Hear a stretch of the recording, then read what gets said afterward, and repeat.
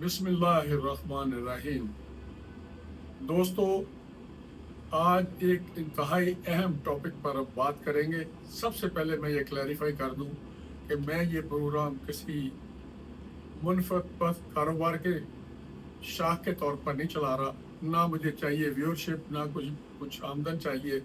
मेरे दिल में जो आता है, जिसमें जज्बा हुब्बुल वतनी हो, उसको उजागर किया जाए और वो बात की जाए जिससे बाकी दोस्त जो है उनमें भी जज्बा हुब्बुल वतनी आए।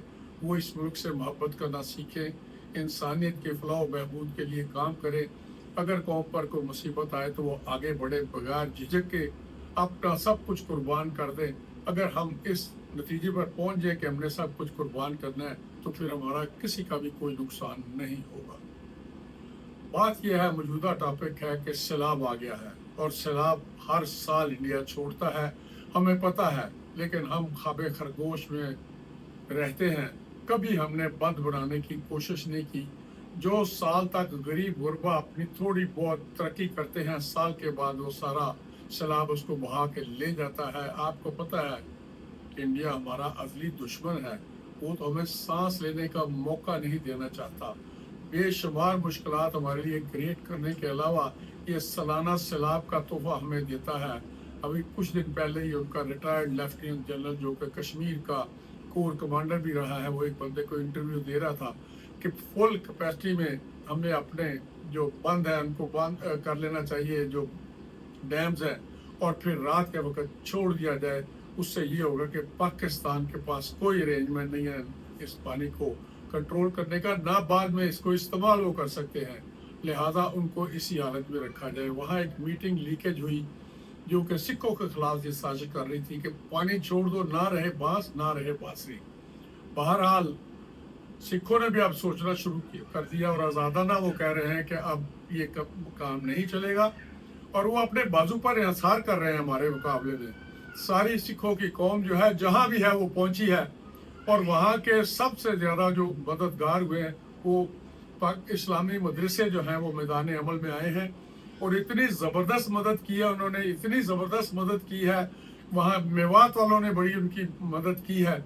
सब लोग उसको अप्रिशिएट कर रहे हैं। इवन शाहरुख खान जैसे बंदे ने 1500 खानदानों को गोद ले लिया है। 450 ट्रैक्टर उसने पंजाब को तोहफा में भेज दिए। अब ये बताएं कि हमारे यहाँ बिजली बिकती है, हम खरीदें या ना खरीदें, एक मुआहदे के तहत हम उनको अरबों डॉलर पेश कर रहे हैं। उनकी 2 रुपए की भी हम बिजली नहीं लेते। कभी किसी को गैरत आई है कि वो यही कह दे चलो अपने पल्ले से ना दे के अगली 3 किस्तें मेरी जो है वो सैलाब वालों की मदद के लिए दे दे? नहीं, यहाँ वो इंसानियत नहीं। मिलियन मिलियन मार्च करने वाले को एक बंदा जमात इस्लामी के अलावा मैदान में आया नहीं। किसी को तौफीक नहीं हुई, कोई मैदान में दिखा नहीं, किसी को एहसास नहीं। यहाँ तक कि इतनी लूट खसूट है कि कीमतें यकदम बढ़ गई हैं, और ये किश्तियों वाले जो हैं इतनी बेगैरती का मुजाहरा कर रहे हैं कि हजारों रुपए लोगों को सैलाब से निकालने के लिए वो बना रहे हैं। उनको मौत ही याद नहीं, उनको ये नहीं पता। मैं जिसकी बात कर रहा हूँ कि अलेक्जेंडर दी ग्रेट जब मरा था तो उसने कहा था कफन से मेरे बाजू बाहर रखना, पता चले मैं खाली हाथ जा रहा हूँ। अब ये जो बंदे हैं जो करोड़ हाथ डॉलर कमा रहे हैं, वो बंदे जिन्होंने बिल्डर्स हैं जो अरबों रुपए लेके गए, जिन्होंने अपनी सेफ्टी की खातिर बड़े बड़े जजों के साथ रिश्तेदारी की, पुलिस वालों के साथ रिश्तेदारी की, जिसको तो मरे उनकी अपनी औलाद में से एक शिले का बच्चा भी उनके जनाजे में शरीक नहीं हुआ। लोगों ने उसकी कब्र उखाड़ने की कोशिश की। आप ये देखें, एक साइकिल कंपनी के चीफ एग्जीक्यूटिव की लाश 4 दिन अस्पताल में पड़ी रही। एक टीवी आर्टिस्ट थी, कई दिन वो बैठी रही, कोई उसका बच्चा नहीं आया जिसको उसने करोड़ों रुपए। एक ब्रिगेडियर बिल्ला होता था जो बड़ी हुकूमतें हिला के रख देता था। 28 मकान थे उसके इस्लामाबाद में, बच्चों ने उसको जूते मार के जलील कर दिया, वो मर गया है।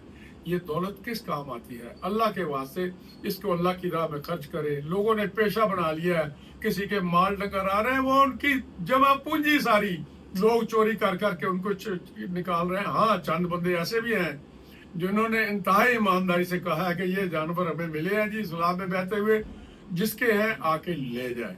ये है किरदार। आप किसी जगह दूसरे मुल्क में चले जाएं, जर्मनी में कुछ देर पहले सैलाब आया था, पूरी कौम उधर उमड़ गई, कोई मसला नहीं रहा।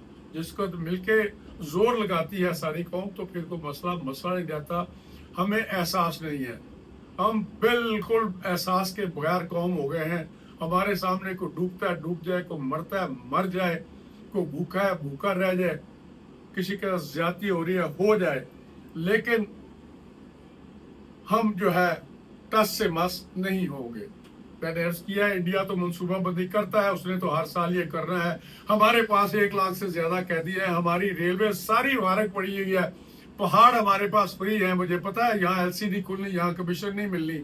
اگر آپ قیدیوں کو لگا لیں تو پھر ان کو کھیڑ کے یہ بند باندھ دیں تو اگلے سال اس سے تو بچ سکے, لیکن کون سوچے گا اس میں کیا ملے گا ان کو. اس میں تو قوم کا فائدہ ہے لیکن کسی کی فرد کا فائدہ نہیں ہے. لہذا یہ منصوبہ کبھی بھی قابل عمل نہیں ہوگا.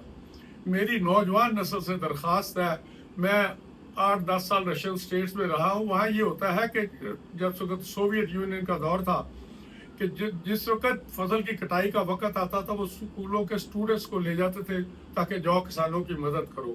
میں اپنے نوجوان نسل سے درخواست کرتا ہوں کہ بغیر کسی سوچ سمجھ کے منصوبہ بندی کے وہ دوست اپنے گروپ بنائیں اور سیلاب زدگان کی مدد کریں تاکہ ان کو احساس ہو کہ ہم بھی ایک زندہ قوم کے